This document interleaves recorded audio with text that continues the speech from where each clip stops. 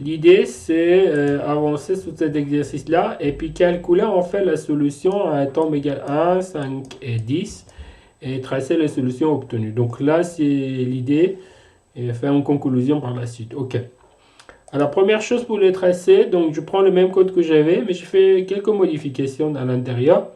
Donc avant, en fait, on dessinait, on donnait aussi le format, et puis par la suite, on donnait XLB, YLB, Legend. Et les valeurs là, en fait, donc du coup, j'ai donné moi-même chaque fois que j'ai changé. Donc l'idée, c'est d'abord les valeurs de Legend sera calculées correctement en fonction des valeurs de T qu'on nous donne. Et on dessine en fait un tome 1 et 5 et 10. Alors pour cela, donc je fais les modifications dans le premier, je vais vous montrer.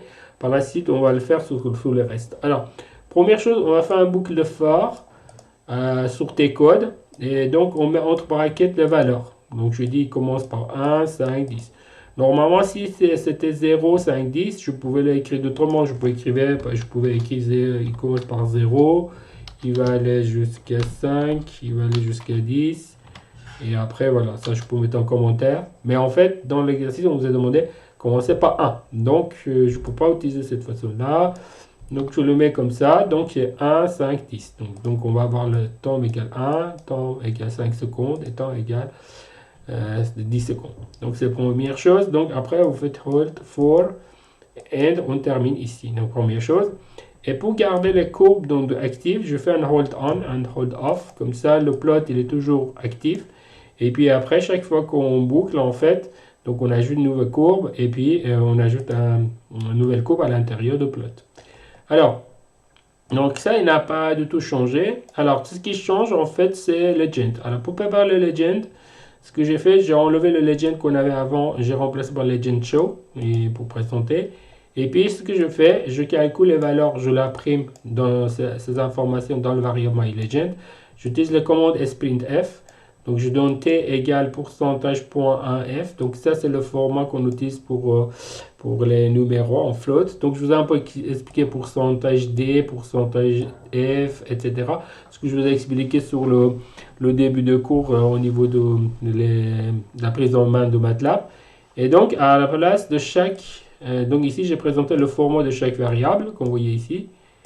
Donc ça, c'est en float, par exemple. Ça, c'est en integer, entier, entier. Donc, je donne les variables. Donc, tcode, encode, et puis nmax code. Donc, comme ça, le MATLAB, il calcule tes codes, il met à la place ici, avec le format que j'ai précisé.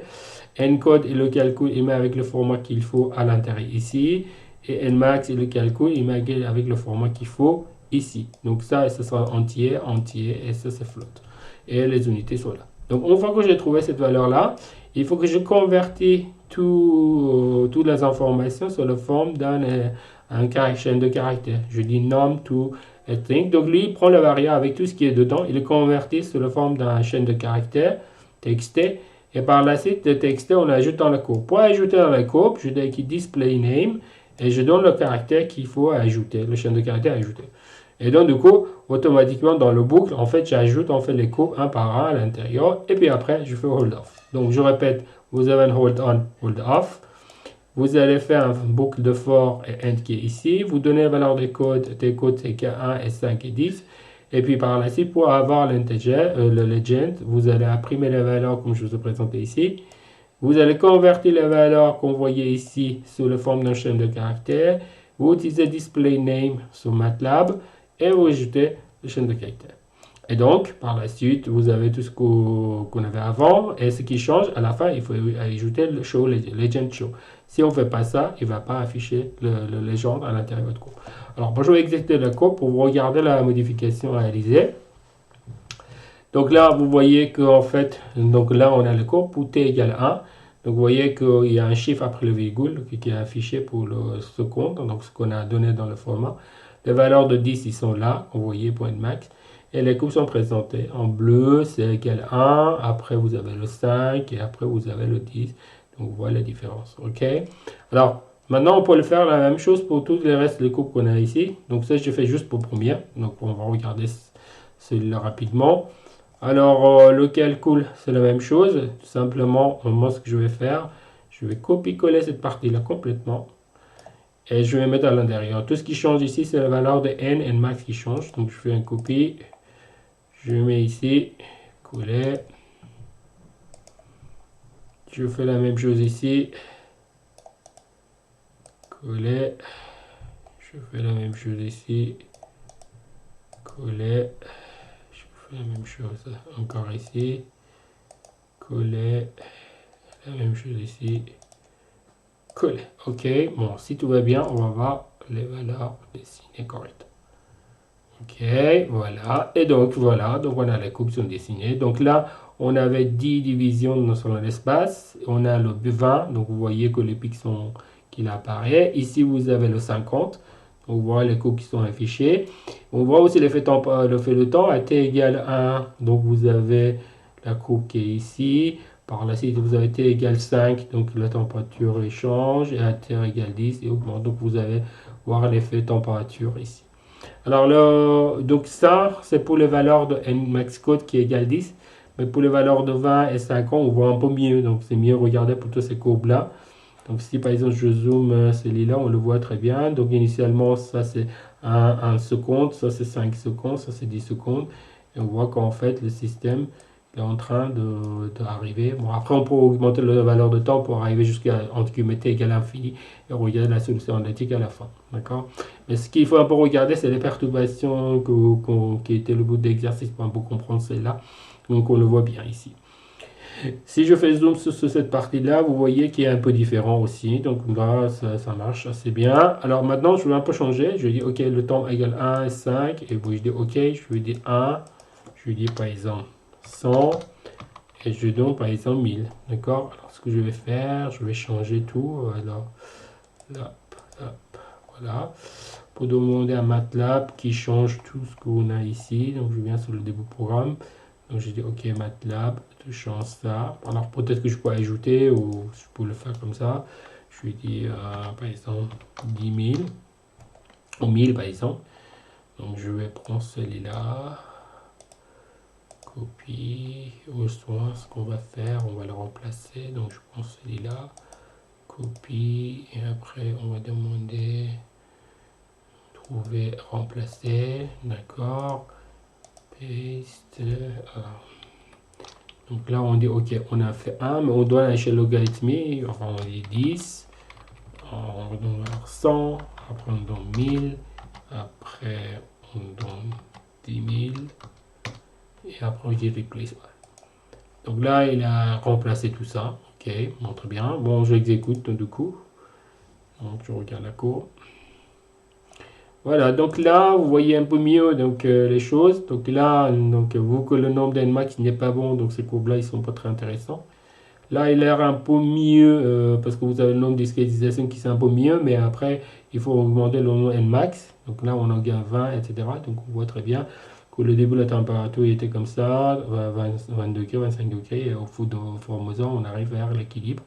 Et donc, si on continue, vu que vous avez une relation linéaire, peut-être que vous aurez une ligne horaire au final ici. Tout ça, on peut regarder aussi, hein, donc il n'y a pas de problème. Donc, je vais aller encore dans ce que j'avais ici, je fais annuler. Donc là, vous avez les valeurs 1, 10, 1000. Ok, je vais après mes 10 000. Voilà, 10 000. Après, je donne par exemple 1 million. 100 000, alors ça c'est 10 000, 100 000, et après on dit 1 million, 1, 2, 3, voilà 1 million, on remplace tout, et après on demande à MATLAB de dessiner les courbes, voilà. Donc ça va prendre un peu plus de temps, ok, on ouvre, on regarde, bon après moi je donnais pour le 2 points, donc vous voyez, et puis après ce qui est intéressant qu'au final vous avez une ligne à la fin. Ce qui montre en fait que vous avez une relation linéaire, enfin finalement, si vous regardez le temps, parce que la notion de temps disparaît, etc., vous allez trouver cette relation à l'état transitoire. Ah, ce que vous voyez ici, c'est transitoire, mais la ligne de la linéaire, ça présente à l'état, je dirais, stable, ça veut dire à la fin, je veux dire, lorsque vous arrivez à l'équilibre. Alors, vu que j'ai donné trop de points ici, ce que je vais faire, je vais enlever ça. Et donc, je remplace, je dis OK, 1. Et on fait ça, et on fait alors 1 1000, après 100 000 et 1 million, et je dis placed, et après je vais comme ça on va avoir un courbe avec les valeurs. Ok, qui sont... Voilà, donc là, vous voyez, après, normalement, vous avez la possibilité de déplacer les légendes aussi, hein, donc il n'y a pas de problème, vous pouvez changer. Et là, on voit très bien que voilà, vous arrivez en ligne. Donc ça représente la solution, elle est complètement à la fin, en fait, lorsque le temps est arrivé à la finie. Et ça, vous avez les valeurs stationnaires. Donc, on voit très bien ces problèmes-là. Après, d'autres choses que je veux ajouter un peu sur MATLAB, donc c'est d'autres bémols sur MATLAB que vous pouvez avoir là-dessus, c'est qu'après, par la suite, lorsque vous trouvez ces informations-là, vous pouvez déplacer les codes qu'on voyait ici, et puis par la suite, vous allez enregistrer. Alors souvent, ce qu'on peut faire, on peut remplacer en format PNG ou PDF. Alors moi, je remplace en format PNG. Je dis en title, ok, j'ai enregistré. Et après, on regarde dans l'autre fichier. Donc là, j'ai le fichier. Donc je peux ouvrir et j'ai les courbes. La courbe qui est ici. Donc après, vous pouvez importer dans une présentation ou d'autres choses. Hein, ou là, un rapport, etc. Vous pouvez utiliser. Donc maintenant, il faut faire une conclusion sur ces perturbations et relations qu'on peut avoir avec ton sommet de Fourier discrète. D'accord? Très bien.